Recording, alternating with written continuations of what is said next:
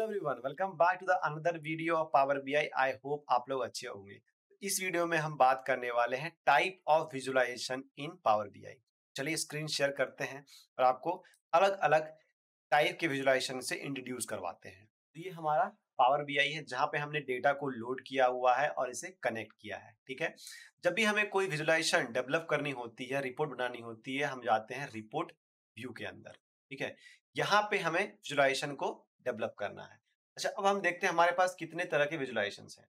तो सबसे पहले आता है जो ऊपर वाले आपको जितनी भी विजुअलाइजेशन दिख रही है वो आता है आपका बार चार्ट के अंदर। तो यहाँ पे आप देखोगे stacked bar chart, horizontal, stacked column chart जो कि बार चार्ट ही है, vertical, again clustered bar chart, cluster column chart, ये आ गया आपका हॉरिजॉन्टल, ये वर्टिकल, ये आ गया आपका stack chart, 100% stack chart, and ये अगेन हॉरिजॉन्टल, ये वर्टिकल। सो हर एक, वेदर ये आपका बार चार्ट हो, वो स्टैक बार चार्ट हो, वो भी वर्टिकल एंड हॉरिजॉन्टल है, या आपका कॉलम चार्ट हो, क्लस्टर चार्ट हो, वो भी आपका हॉरिजॉन्टल वर्टिकल है, और स्टैक चार्ट हो वो भी आपका वर्टिकल एंड क्या है, हॉरिजॉन्टल है।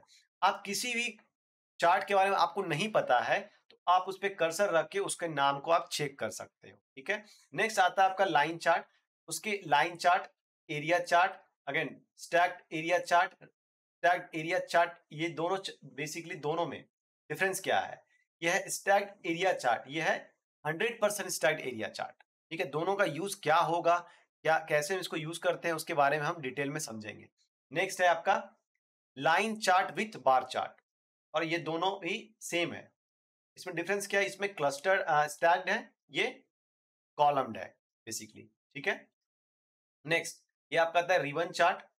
नेक्स्ट है आपका वाटरफॉल चार्ट। वाटरफॉल चार्ट बहुत ही पॉपुलर चार्ट होता है पावर बीआई में, जिसका यूज किया जाता है दो अलग अलग कैटेगरी के डिफरेंस को निकालने में। ठीक है, आगे इसको हम चेक करेंगे आगे जब हम इसको प्लॉट करेंगे। नेक्स्ट है funnel chart. Funnel chart basically एक वाटर फनल की तरह होता है, जो सबसे ऊपर highest value then lowest lowest lowest. इसका यूज हम कब करते हैं, लेट्स से इसका यूज हम इस सिनेरियो में कर सकते हैं कि टोटल नंबर ऑफ वैकेंसी, ठीक है, उस वैकेंसी में कितने एप्लीकेशन आए, देन उस एप्लीकेशन के साथ कितने शॉर्ट लिस्टेड हुए, उसके बाद कितने जो है फर्स्ट राउंड को क्लियर किया, उसके बाद कितने जो है फाइनल राउंड में पहुंचा। तो ये एक फनल की तरह फिल्टर आउट होते आया। ठीक है, इसमें हम फनल चार्ट का यूज करेंगे, अगेन डिटेल में इसको हम देखेंगे। नेक्स्ट है हमारा scatter plot. Scatter plot, scatter chart basically use किया जाता है पैटर्न को चेक करने के लिए, किसी दो डेटा में आपका पैटर्न कैसा है, ये किस तरह का पैटर्न बना रहा है, ये जैसे लीनियर पैटर्न है या दोनों डेटा में कोई पैटर्न है ही नहीं। इस तरह की चीजों को देखने के लिए हम यहाँ पे स्कैटर चार्ट का यूज करते हैं। लेट्स से आपका ईयर है एंड सेल्स है, तो आपने अगर एक्स वाई पे ईयर और सेल्स को लेट्स से प्लॉट किया है, तो अगर स्ट्रेट लाइन बना रही है, इसका मतलब है कि आपका जैसे जैसे ईयर बढ़ रहा है आपका सेल्स भी बढ़ रहा है। ठीक है, नेक्स्ट है आपका pie chart and donate chart. दोनों में डिफरेंस कुछ ज्यादा नहीं है, दोनों में बस एक ग्राफिकल प्रेजेंटेशन अलग है। दोनों का मतलब ये होता है कि एक स्लाइस ऑफ द चार्ट आपका एक डेटा को डिफाइन करता है। लेट्स से आपका टोटल सेल्स है, हर एक एरिया से, लेट्स से आपके 4 एरियाज हैं, south region, north region, east and west, तो हर एक रीजन से कितने सेल्स आ रहे हैं वो आप पाई चार्ट में डिफाइन कर सकते हो। हर एक स्लाइस एक रीजन को डिफाइन करेगा। ठीक है, नेक्स्ट है आपका ट्री मैप चार्ट। ये कार्ड की तरह होता है, बहुत ही सिंपल है और बट इसका यूज ज्यादा नहीं है। नेक्स्ट मैप चार्ट, अगर आपके पास वर्ल्ड डेटा है और लेट्स से कंट्री के अलग अलग पार्ट का डेटा है, तो वहां पे आप क्या करोगे, मैप का यूज करके उस डेटा को विजुलाइज करने की कोशिश करोगे। ये भी आपका मैप चार्ट ही है, फील्ड मैप चार्ट है बेसिकली। दोनों में बस विजुलाइजेशन में डिफरेंस है, बाकी दोनों सेम है। नेक्स्ट आपका आता है azure map. Azure map basically अगर मैप की तरह, जिसमें ये एज्योर के साथ कनेक्ट होके यूज होता है। नेक्स्ट आपका गेज। गेज में बेसिकली आपका टारगेट और अचीव दोनों को आपको एक साथ दिखाना हो तो हम वहां पे गेज का यूज करते हैं। नेक्स्ट है आपका कार्ड। कार्ड बेसिकली जब आपको एक यूनिक यूनिक और आइडेंटिफाइड वैल्यू दिखाना, जैसे total sum, total sales, total number of employ, आपको ये पार्टिकुलर वैल्यू दिखाना हो, उसमें हम कार्ड का यूज करते हैं।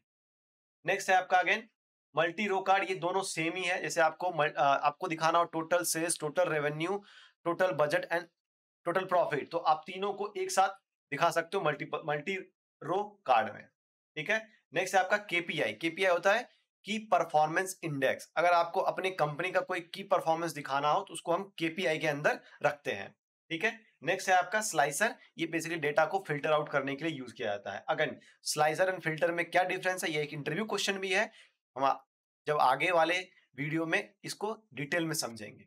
ठीक है। नेक्स्ट है आपका table, exactly same as a pivot table. जो हमारे एक्सेल में पिवोट टेबल होता है वो यहाँ पे टेबल है। नेक्स्ट ये आपका मैट्रिक्स, पिवोट टेबल में अगर रो कॉलम एंड वैल्यू को आप तीनों को इंक्लूड कर दो तो यहाँ पे वो मैट्रिक्स हो गया। ठीक है। नेक्स्ट है आपका आर, आर स्क्रिप्टिंग के थ्रू अगर आपको विजुलाइज करनी है, और ये आपका पाइथन के थ्रू अगर आपको विजुलाइज करनी है। नेक्स्ट आगे आपका की इन्फ्लुएंसर, इसका यूज ज्यादा नहीं है। बेसिकली इसमें आपको ये दिखाता है कि आपके डेटा में जैसे आपका एक मल्टीपल हायरार्की बन रही है डेटा में, सबसे ज्यादा इंपॉर्टेंट और की इन्फ्लुएंस कौन सा पार्ट है जो ज्यादा कर रहा है बाकी डेटा पे। बेसिकली ये यूज किया जाता है हायरार्की को डिफाइन करने के लिए। नेक्स्ट आता है आपका decomposition tree. Decomposition tree basically root cause analysis के लिए यूज किया जाता है। आपका एक प्रॉब्लम है, इसके अंदर 4 अलग-अलग स्टेप्स आ गए कि ये भी प्रॉब्लम का सॉल्यूशन हो सकता है, ये भी, ये भी, ये भी, ये भी।